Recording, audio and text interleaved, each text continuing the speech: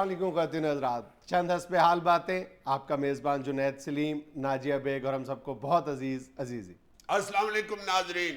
السلام علیکم ناظرین، پیپلز پارٹی کی ایم پی اے وحیدہ شاہ صاحبہ کی طرف سے جاہو جلال کا تھپڑ ایک مسکین ٹیچر کے منہ پر پڑے ہوئے آج 6واں دن ہو گیا ہے.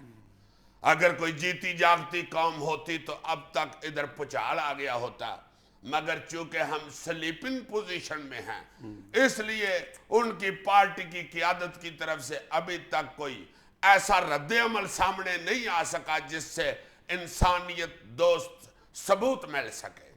ناظرین، ایئی کی گزارش ہے کہ جب تک پارٹی قیادت کی طرف سے کوئی مثبت رد عمل سامنے نہ آئے آپ ہمیں یاد کراتے رہیں اور ہم آپ کو یاد کراتے رہیں گے، تاکہ کوئی ایک تو مثال قائم کر سکیں ہم جو جیتی جاگتی اور بیدار قوم کے شاہن شان ہو. اور سچی بات ہے، میں یہ سمجھتا ہوں کہ اگر پیپلز پارٹی کی قیادت وحیدہ شاہ کے مسئلے پر کوئی راست اقدام کرتی ہے تو اس سے پیپلز پارٹی کا جو بری طرح ڈیمیج ہوا امیج ہے وہ کافی حد تک رفع ہو سکتا ہے، اور اس سے پیپلز پارٹی کو کوئی نقصان بھی نہیں ہوگا. ایک ایم پی اے کی سیٹ ہی ہے نا، اور کیا ہے. ناظرین، اس سے پہلے کہ یہ میرے خبروں پر تبصرے والے سیگمنٹ میں اور زیادہ وقت لے لے بھائی صاحب، میں اپنے خبروں پر تبصرہ شروع کرتا ہوں چونکہ یہ چھچوں کی ماسی کی طرح بہت بولتے ہیں. اچھا جی، امریکی نوجوان نے کاغذ کا جہاز دیر تک اڑانے کا عالمی ریکارڈ اپنے نام کر لیا. چلو یار، یہ اے فضول آپ ہی ریکارڈ اپنے نام کر لیتے ہیں. کاغذ کا جہاز اڑا کر، کاغذ کا جہاز تو آزاد ہی ہمارے ہاں ہوا ہے، اور یار اس کے تو کاپی رائٹس ہی ہمارے پاس ہے، ہم نے آزاد کیا ہوا ہے یہ کاغذ والا جہاز. یہ امریکیوں کو کیا پتا ہے کہ کاغذ والا جہاز چونچ والا کیسے بنتا ہے اور چورس منہ والا کیسے بنتا ہے. یہ جو چونچ والا جہاز ہوتا ہے یہ فائٹر جہاز ہوتا ہے، اور یہ جو چورس آگے سے ہوتا ہے اس میں 6 سواریاں بھی بیٹھ جاتی ہیں. اور پھر جہاز اڑانے سے پہلے اسے سود کیسے کرتے ہیں سر پہ مال کے، اور اس کو پھونک کہاں مارتے ہیں، یہ ہم نے سارا کچھ بتایا ان لوگوں کو. ہمارے پاس تو اتنے چیمپئن پائے گئے ہیں جو ایک گلی سے جہاز چھوڑتے تھے تو تیجی گلی میں جا کے گرتا تھا. یار میں تمہیں کون سا قصہ سناؤں اس پیپر ایویشن ہسٹری کا. میرا کہیں ہے نا شیخ سخی، شیخ اور سخی، یہی تم اندازہ لگاؤ کہ کیا جبر ہے کہ شیخ بھی ہے اور سخی بھی ہے. ہائے ہائے ہائے ہائے. وہ اور اس کا ایک دوست فیان صدیقی آج کل جرمنی ہوتا ہے اور اسی کاغذ والے جہاز پہ جرمنی گیا تھا. وہ فیان تیسری گلی میں رہتا تھا، سخی ادھر سے رکا لے کے پھینکتا تھا سیدھا ان کی کھڑکی میں ڈز. ادھر سے فیان رکا پڑھ کے تو اس کو جواب لکھ کے جہاز بنا کے ڈز سیدھا اس کی طرف. بڑے چیمپئن ہوئے ہیں یہاں تو رکے بھائی، ایسے ہوتی رہی ہے جہازوں میں. یہ تو آج یہ چیمپئن شپ کرا رہے ہیں، ہم تو یہ کاغذی جہاز کے تھرو ایس ایم ایس کرتے رہے. یہ امریکیوں کو پتہ نہیں کوئی بیماری ہے، ہر دوسرے دن عجیب ریکارڈ سنانے شروع کر دیتے ہیں. سب سے لمبی سیویاں کھانے کا ریکارڈ. وہ بندہ ویلا بیٹھا جنی مرضی لمبی سیوی کھا لے، اس میں کون سی ریکارڈ والی بات ہے. سب سے زیادہ غبارے پھلانے کا ریکارڈ. ادھر کئی بندے گلیوں میں اپنے ریکارڈ کو ڈانگ پہ لگا کے بیچ رہے ہوتے ہیں. 1.5 منٹ میں 4,500 چپیڑے کھانے کا ریکارڈ. یہ تو چلو انہی کا بنتا ہے یار. آگے پوری دنیا سے جب ان کو چپیڑے پڑنی ہیں تو چلو اس بندے کو آگے کر دیں گے کہ بھائی جی تیرا ریکارڈ کس دن کام ہونا ہے. خبر پڑھو ان امریکیوں کا کیا ہے، یہ تو اپنے کتے کے ساتھ شرط لگا کے پونکڑے کا ریکارڈ بنانا شروع کر دیتے ہیں. اخیر آ کے کتا کہتا ہے بھائی جان تسی وڈے ہو. اچھا جی، ایک اخباری رپورٹ میں بتایا گیا ہے کہ تمام آمر زن مرید تھے. پرویز مشرف بھی صاحبہ کو اپنے فیصلوں میں ساتھ رکھا کرتے تھے. کیا خبر ہے. یہ بات ہے تو پھر مجھ سے بڑا آمر کون ہے. میری تو بیگم مجھے کئی دفعہ کہتی ہے ادھر آ مر. پرویز مشرف صاحب بھی اپنی بیگم صاحبہ کی تابعداری کرتے ہیں. نہیں خیر، یہ تو انہوں نے عقل مندی کی. دیکھو اگر 6.25 ارب لوگوں میں وہ صرف اپنی بیگم صاحبہ کی بات مانتے تھے تو آج صرف ان کی بیگم صاحبہ ہی ان کے ساتھ ہے، ان کو پھل بھی تو ملا ہے. اصل میں یہ جو آمر ہوتا ہے نا یہ سب کو بیعت کرتا ہے، اور پھر اس کے یہ میں یہ آتا ہے کہ جس کی میں بیعتی کرتا ہوں وہ کیا محسوس کرتا ہوں. ان محسوسات کو محسوس کرنے کے لیے پھر وہ اپنی بیوی سے بیعت ہوتا ہے. یار تم ہنس رہے ہو، یہ اکبر بادشاہ دیکھ لو ساری زندگی 14 بھائی سے بیعت ہوتا رہا. मुझे खुद चाचे बीरबल ने बताया, कहता है भाई ये एक दिन मैं अचानक तखलिए में चला गया, अकबर बादशाह ने फर्श पे कान पकड़े हुए और माही जोधा भाई डंडा पकड़ के बेड पे बैठी हुई और बीरबल कहता है ये जोधा भाई कह रही थी अकबर या पीछे ऊंचा हो या मैं तेरी छड़ना नहीं हूं। और अकबर बादशाह बेचारा मुर्गा बड़ा हुआ कह रहा था, बाखुदा हम मोहब्बत के दुश्मन नहीं, अपनी जोरू के गुलाम हैं। यार ये फिरौन से बड़ा आमर कौन हुआ है? तुम्हें पता है जब ये दरबार बंद करके घर जाता था, दरबार बंद करके, यार याहरा बंदे ने दुकान बंद करके घर ही जाना होता है। ये फिरौन जब दुकान बंद कर यार दरबार बंद करके घर जाता था तो रास्ते में माई जिंदा के तंदूर से सुहा लेके जाता था। खाली हाथ जाता था तो इसकी बीवी इसको मारती थी, उतरिया सुहा नहीं लेके आया, भांडे तेरे प्यो ने मांजने थे। अब बेचारा आगे से ढिला सा होके कहता था पढ़िए लोग बाहर मैं पाइए ग्रेड का फिरौन लगा घर वालना तो मैंने पहले ग्रेड का चपड़ासी बना देनी। यार तुम हंस रहे हो, उस वक्त 22वें ग्रेड में फिरौन बनता था, अब तो 17वें से ही शुरू हो जाते। सरकारी अफसरान से फेंटी खाएगा। नहीं, अगली खबर पढ़ दो हाँ जल्दी जी, फ्रांस के सदर सरकोजी पर अंडों की बारिश, एक क्लब में घुसकर अपनी जान बचाई। हाय मेरे अमाल का, ये पाकूजी की तरफ से भी कभी खुशी की खबर नहीं आई। हाय हाय हाय हाय हाय, रोजाना बेचारे का शेड्यूल ही बिस्ती से भरा होता है। बाकी हुक्मरानों को तो आगे सेक्रेटरी कहते हैं ना, सर ये आज आपकी मसरूफियात ये इसको आगे बताते हैं सरकार आज की आपकी बेइज्जती की लिस्ट ये। आपने सुबह 9 बजे सांते ली या रोड पर एक बच्ची को छेड़ के उससे चित्र खानी है जी। ये चूंकि आपकी भी ख्वाहिश थी इसलिए मैंने शेड्यूल में सबसे पहले रखा है। उसके बाद सरकार आपने एफल टावर चौक में खुसरों से कसौन खानी है। मेरी उनसे बात हो गई है जी, वो मर्दाना कसौन मारेंगे जी, जनाना नहीं मारेंगे। उसके बाद आपने गवर्नमेंट गर्ल्स कॉलेज सत्तू कतला के बाहर, यार है फ्रांस में भी सत्तू कतला, उस कॉलेज के बाहर आपने स्टूडेंटों से गंदे अंडे खाने हैं जी। उनसे भी मेरी बात हो गई है जी, देसी अंडा कोई नहीं मारेगा, वलैती मारेंगे, क्योंकि सरकार देसी अंडे के दाग से आपकी कीमती शर्टें खराब हो जाती है। ये सारी डिशें खाने के बाद सरकार आप दवाई खाएंगे ताकि आपको दोबारा एनर्जी मिल जाए और कल फिर आप छितरो छितरी हो सके। जितने इस बंदे के स्कैंडल बनते हैं, मुझे लगता है ये फ्रांस में सदर नहीं वीना मलक लगा हुआ इंडिया में लेनी एक छोटी सी कमर्शियल ब्रेक, हमारे साथ रहिएगा।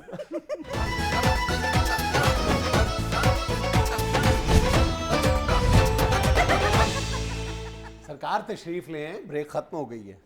आ रहा हूँ यार, आ रहा हूँ भाई, ये हो गया ये देखो बस हा मेरे लिए भी बनाना। क्यों जी, खैर है तुम मेरी बड़ी साली हो, ये क्या तुम्हारे लिए भी बनाना।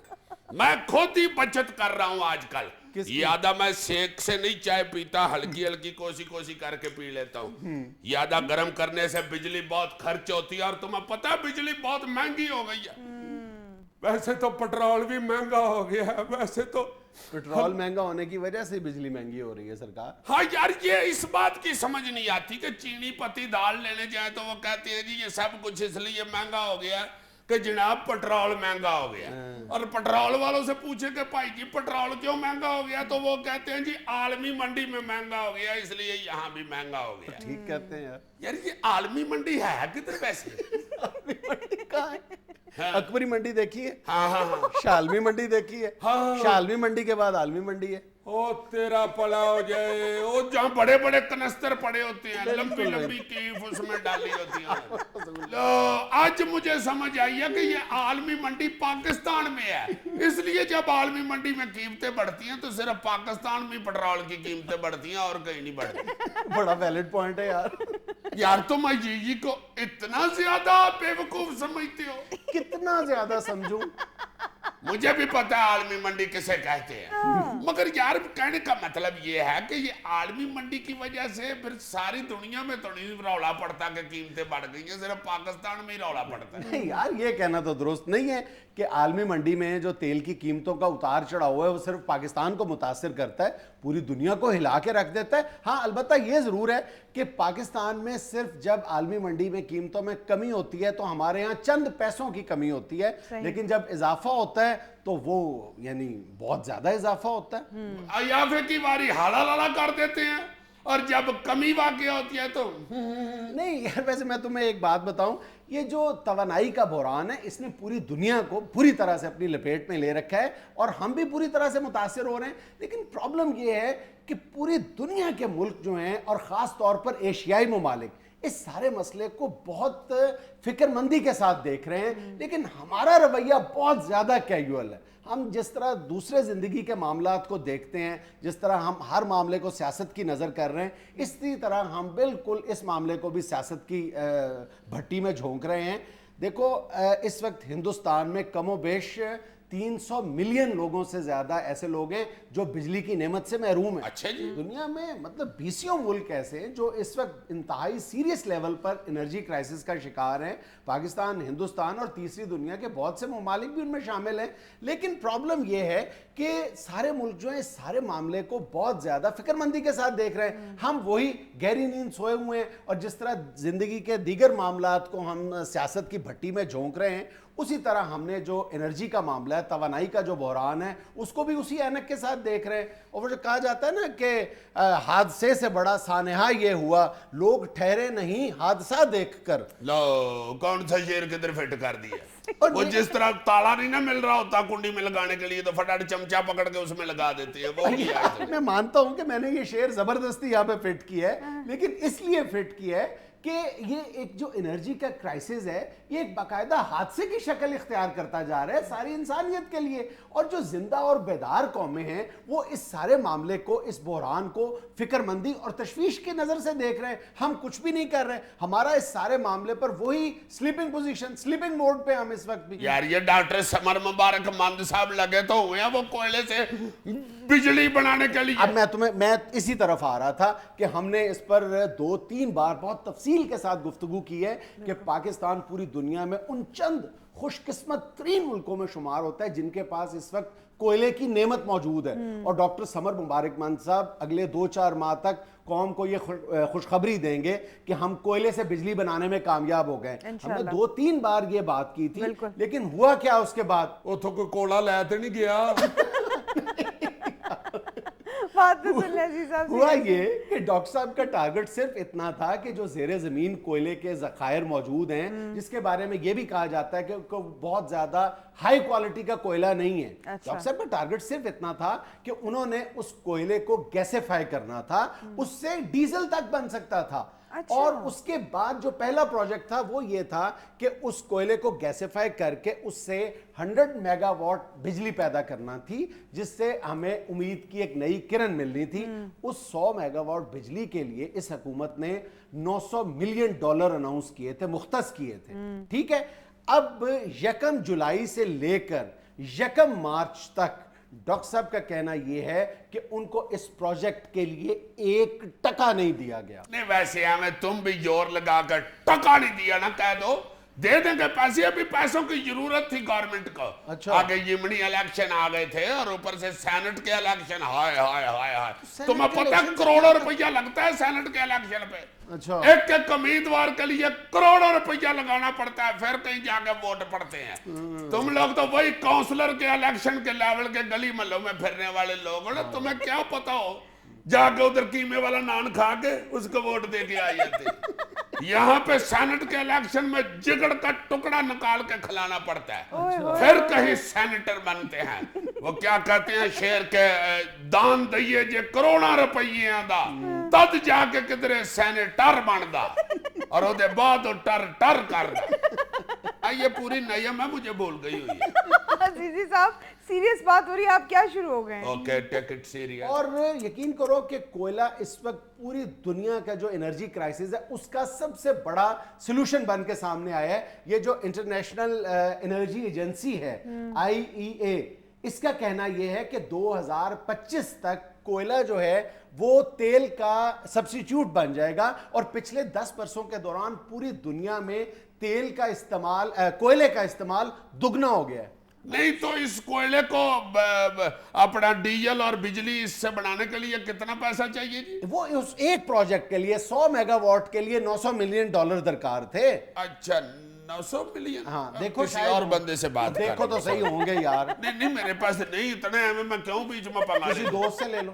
بہت اچھے دوست میرے, آرو گرنیڈ, نعیمہ کینچی, طفیل تھیلا, جانا 35, سلیم کرلا, سب سے ایک دفعہ پیسے اکٹھے کیے تھے فٹ بال ٹورنامنٹ میں, تو 2.5 درجن سموسے آئے تھے.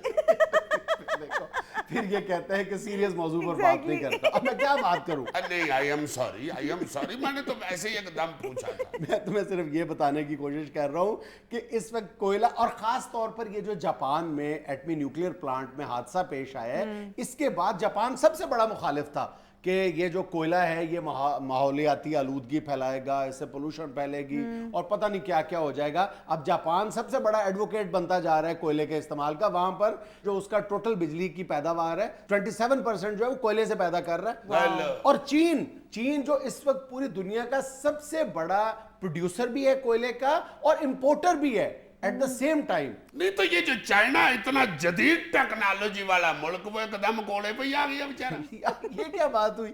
کوئلے سے توانائی حاصل کرنا کوئی obsolete ٹیکنالوجی ہے؟ یار ہم تو بچپن میں کوئلے کے ساتھ یا چیچو چیچ گنیریاں کھیل لیتے تھے, یا کوئلے ڈال کے تو استری گرم کر لیتے تھے. یار میری بات سنو, آنے والے سالوں میں کوئلے سے زیادہ مؤثر اور سہل توانائی حاصل کرنے کا اور کوئی سورس نظر نہیں آ رہا. نہیں ویسے یہ تم ٹھیک کہہ رہے ہو, یہ جتنے بھی تکے کوابوں والے ہیں یہ کوئلہ ہی استعمال کرتے ہیں اور کتنے توانا ہو گئے ہوئے ہیں. اور میں اس لیے بات کر رہا ہوں کہ جو ایٹامک ری ایکٹرز ہیں وہ رسکی ہوتے جا رہے ہیں, ٹھیک ہے, پانی کے ذخیرے کم ہوتے جا رہے ہیں, تیل مہنگے سے مہنگا تر ہوتا چلا جا رہا ہے, اور یہ جو سولر انرجی ہے اور جو ونڈ انرجی ہے اس سے ایک محدود پیمانے پر بجلی بنائی جا سکتی ہے. باقی کیا بچا؟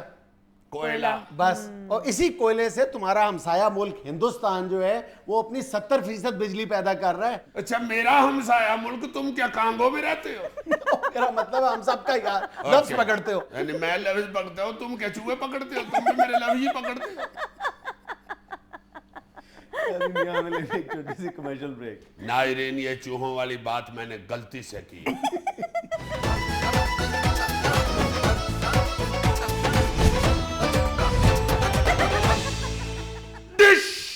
عزیزی صاحب آج ویسے مخبریاں رہنے ہی نہ دیں. اللہ خیر کے کیا ہوا؟ یہ بات اگر اس نے کی ہوتی نا تو اب تک میں نے کوئی چیز مار دی ہونی تھی. ویسے میرا خیال ہے تم معصوم ہو, یہ بات بتائی تم کو اسی لیے میں مار ہی دوں گی. آرام سے بیٹھو. ایزی رہے صاحب, شو کے بعد کر لیجئے گا. جو اس نے بتایا نا تمہیں. کسی نے بتایا, مجھے سناؤ جو تم نے پٹاری میں سے سانپ نکالنا. سانپ تم کہہ رہے ہو؟ آج تمہیں ایسی ایک چیز دوں گا, ایسی گدڑ سنگی کی یاد کرو گے. ہائے ہائے ہائے ہائے, یہ پچھلے پورے 5-6 مہینے سے شوروں گوگا پڑا ہوا ہے.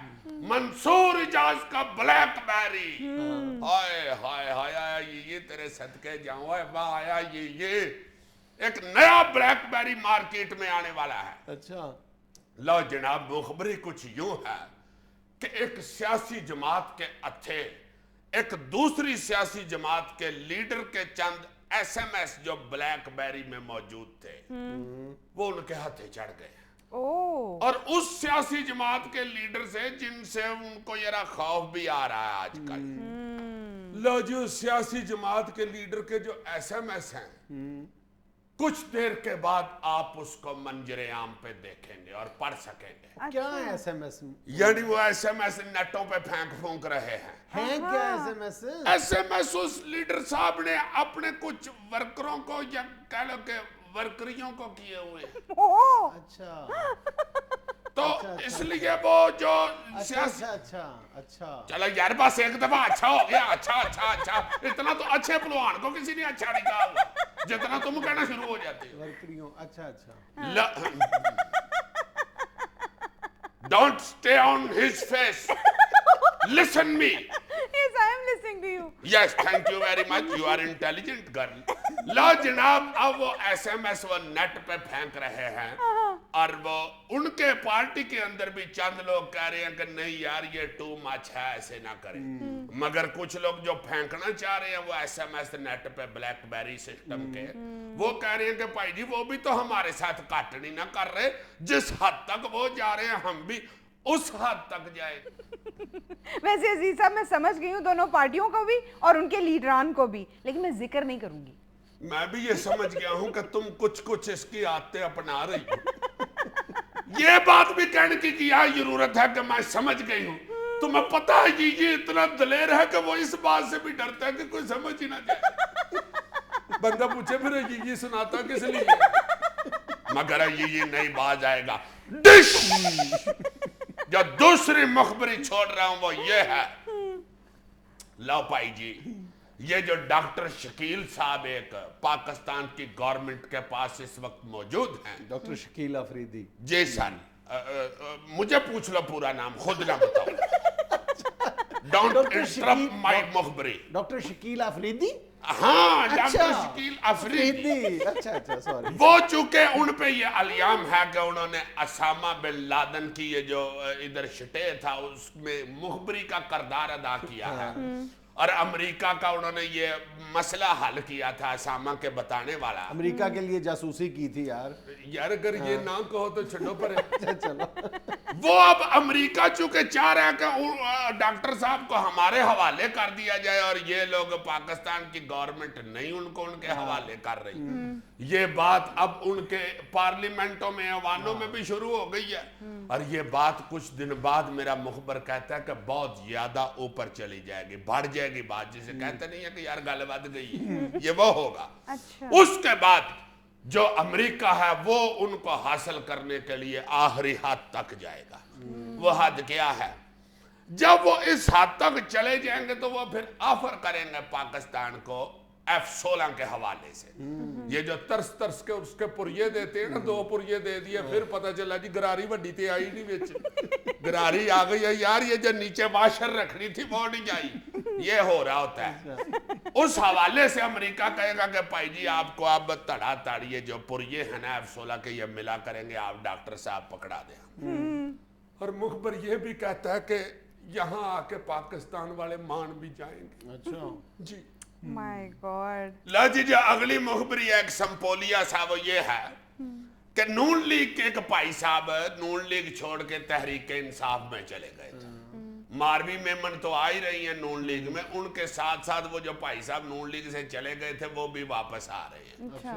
वो जिधर से वापस आ रहे हैं उनको कह रहे हैं कि भाई जी मुझे इधर आपकी पार्टी में प्रॉपर लिफ्ट नहीं हुई, और इधर नून लीग के लोगों से जिनके राब्ता किया उन्होंने उनको कह रहे हैं कि मुझे को फेस सेविंग चाहिए फिर मैं आ जाऊंगा। ये तो छोटा सा संपोलिया था जी, तुम्हें पता है, वाह वाह वाह, ऐसे कई थैलों में चीजें लिए फिरता है। एक और जो संपोलिया छोड़ रहा हूं वो ये है कि फैसल रजा आबदी साहब जो पीपल्स पार्टी का बहुत अच्छा दफा करते हैं हर टॉक शो में बैठ के, और कई दफा टीवी के आगे से सज्जे खब्बे होकर बैठना पड़ता है कि कहीं को रोड़ा शोड़ा भी ना मार दे, साथ लड़ाई ना हो पड़े। उन्होंने अपनी आला क़यादत से ये कह दिया कि गल सुनो भाई जी, मैं पीपल पार्टी का वर्कर था, पीपल पार्टी का वर्कर हूं और पीपल पार्टी का वर्कर रहूंगा, मगर ये मैं बिल्कुल बरमला कहना चाहता हूं कि ये जो वजारत इत्तलात और नशरियात है इस पे मेरा हक बनता है, बनता था, बनेगा, इसलिए ये मुझे मिलनी चाहिए। ये मेरे साथ ज्यादती हो रही है जो मुझे नहीं मिली, ये उन्होंने सीधा कह दिया। अजीज साहब ये कमाल की मुखबरी है। तो पहले जो सुनाई थी उनके बखिए उधड़े हुए थे। ये कमाल की मुखबरी नहीं, अजीजी की मुखबरी है। यहाँ मिलेंगे एक छोटा सा वक्फा, हमारे साथ रहिएगा। यार ये तुम ज्यादा नहीं मुझ पे हंसते।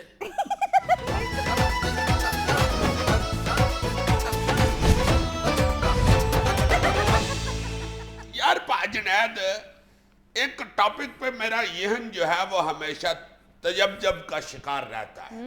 उसको क्लियर करने के लिए आज फिर मैं उस टॉपिक को छेड़ लेता हूं। यार ये जो बच्चे हैं आजकल के, समझ नहीं आती मुझे तो इनको किस तरह हैंडल किया जाए। इनको डांट डपट करें तो मुंह सजा लेते हैं, इनके नखरे ही अजीब हो जाते हैं, अगर ना करें तो फिर बिगड़ते जाते हैं। तुम्हारा क्या ख्याल है, इनको फेंटा फुंटा लगाते रहना चाहिए वैसे?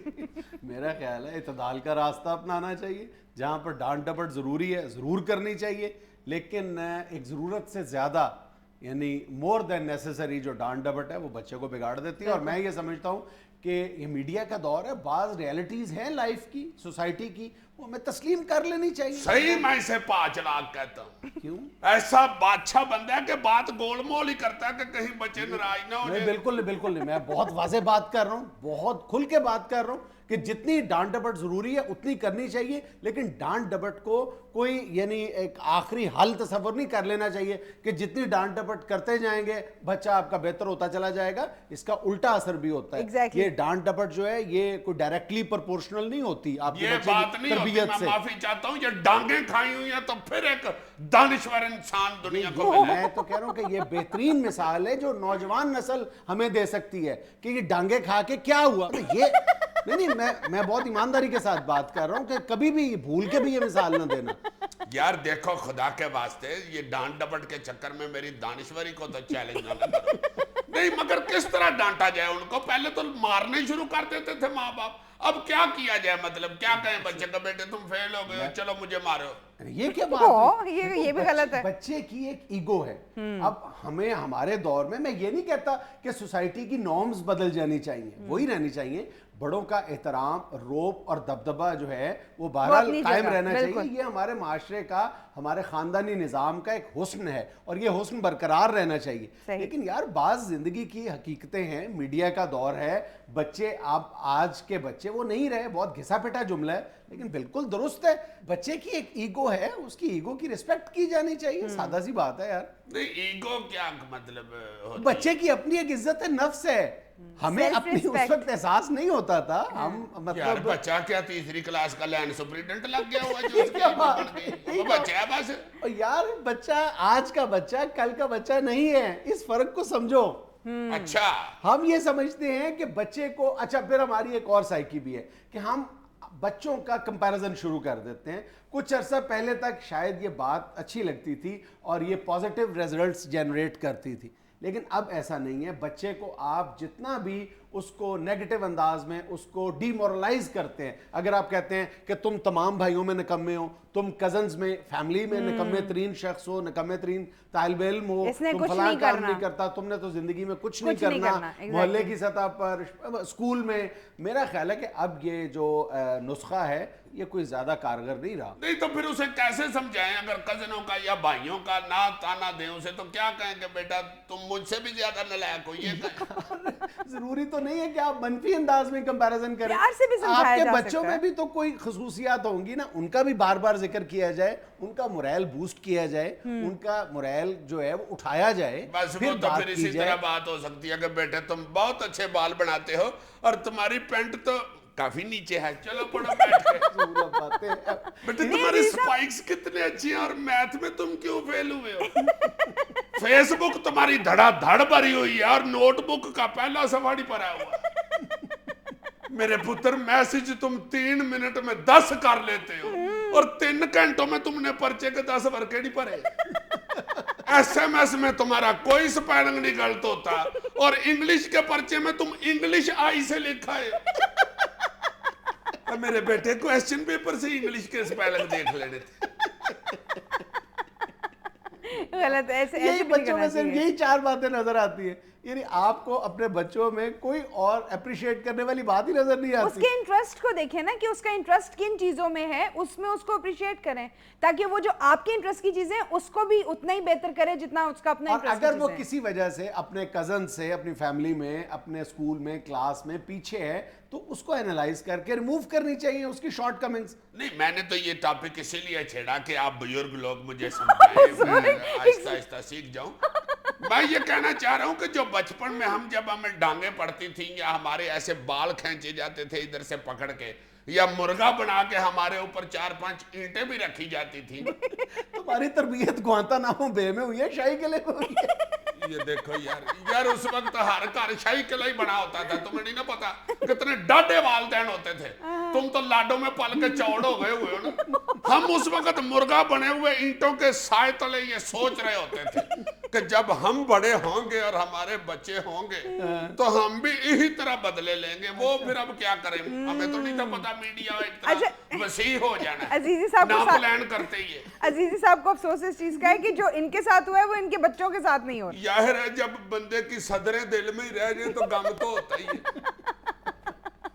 نہیں عزیز صاحب اب آپ مان جائیں, آج کے بچے کو ضرورت سے زیادہ ڈانٹ ڈپٹ جو ہے وہ بگاڑ سکتی. نہیں اللہ لوگ یہ تو میں ذرا اس کے ساتھ متقع لگانے کے لیے تکا کے بولتا ہوں. ویسے تو یہ واقعی یقینی بات ہے کہ آج کل بچے کی تربیت میں توازن اختیار کرنا چاہیے. بڑا ڈاڈا دور جا رہا ہے. ہاں بالکل, نہ ہی اس کی ہر غلط حرکت پہ آنکھیں بند کیے رکھو اور نہ ہی اس کی چھوٹی چھوٹی ہمیں شرارت پہ ڈانگیں نکال لو. ضروری ہے یہ. ناظرین یہ ہمیں لینی ایک چھوٹی سی کمرشل بریک. ہمیں یقین ہے آپ ہمارے ساتھ رہیں گے.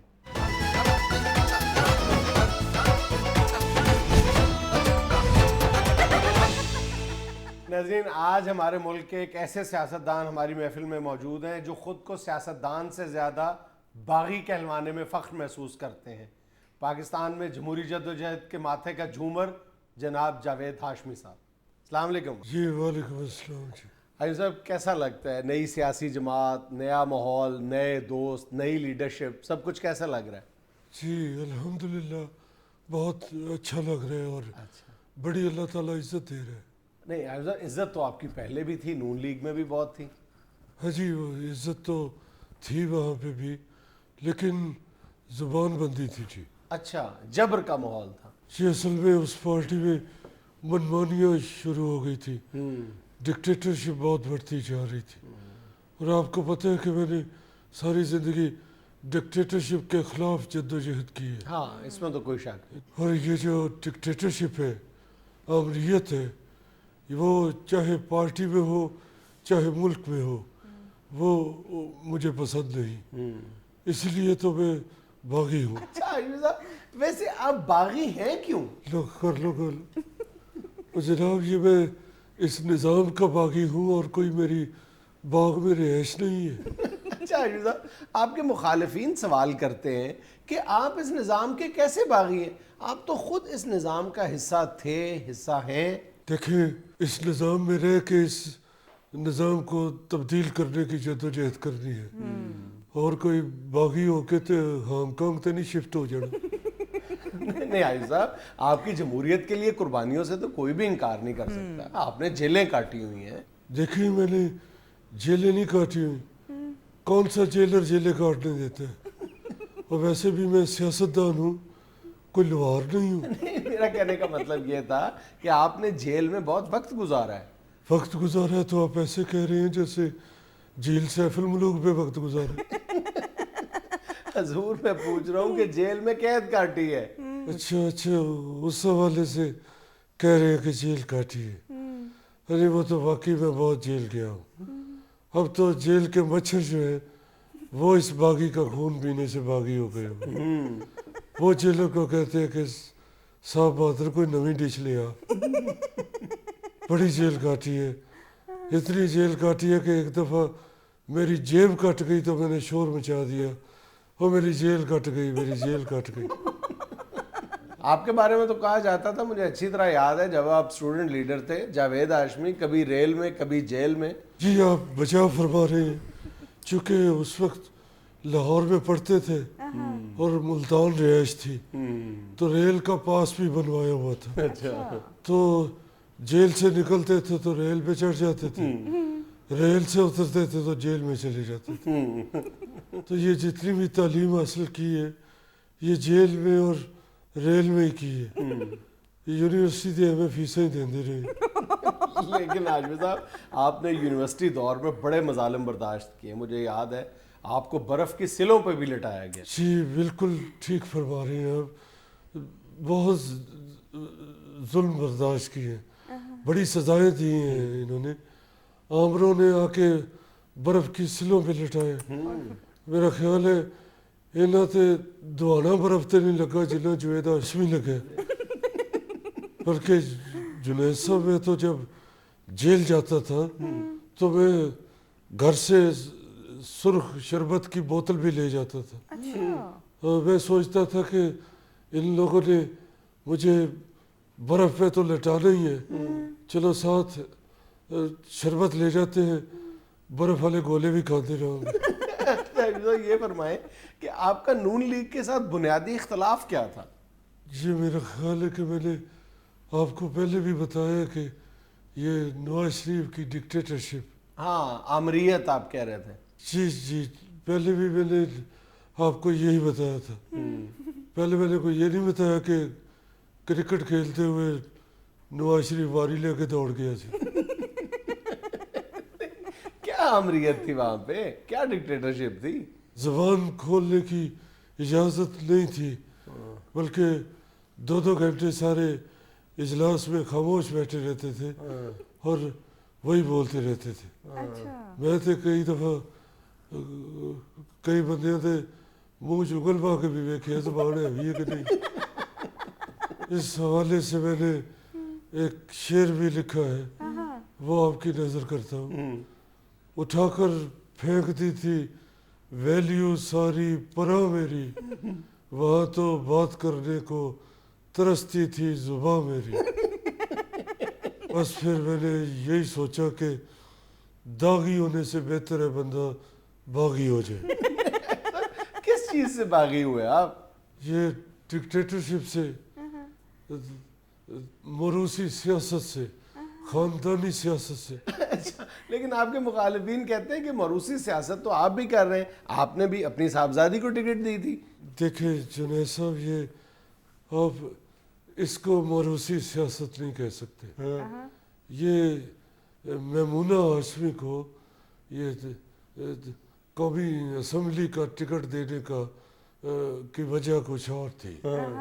ये असल में मैमूना हाशमी को स्कूल के टाइम से ही असम्बली बहुत पसंद है। अच्छा, तो ये फिर मैमूना बेटी के इस शौक को पूरा करने का एक ही हल था, या उसे असम्बली की टिकट दी जाती या उसे दोबारा स्कूल में कच्ची में दाखिल करा दी। अच्छा, नून लीग से बगावत तो समझ में आ गई, लेकिन तहरीके इंसाफ में आप क्या सोच कर आए थे? बस जुनैद साहब एक दफ़ा अंदर से आवाज़ आई कि हम मुल्क में तब्दीली लाएंगे। तो फिर मैंने अंदर जाके देखा तो इमरान खान टीवी पे तकरीर कर रहा था। सारा कमरा धुएं से भरा हुआ था। पहले तो मैंने समझा शायद टीवी सिगरेट पीने लग गया, मगर मैंने जब गौर किया तो देखा तो इमरान खान बड़ी धुएंधार तकरीर कर रहा है। अच्छा आयुष साहब, आपके बारे में कि आप ओहदों के पीछे नहीं भागते, सब लोग मुतफिका तौर पर इस राय का इजहार करते हैं, लेकिन फर्ज करें अगर तहरीके इंसाफ इक़्तिदार में आ जाती है तो आपकी चॉइस क्या होगी, सदारत या वजारत उज़्मा? आपकी ये बात सुन के मुझे एक लतीफ़ा याद आ गया। एक मौलवी साहब से किसी ने पूछा कि मौलवी साहब मुर्गी खाओगे या हलवा? मौलवी ने कहा कि अच्छा यार, अल्लाह तेनू भी किसी ऐसे इम्तिहान च पाए।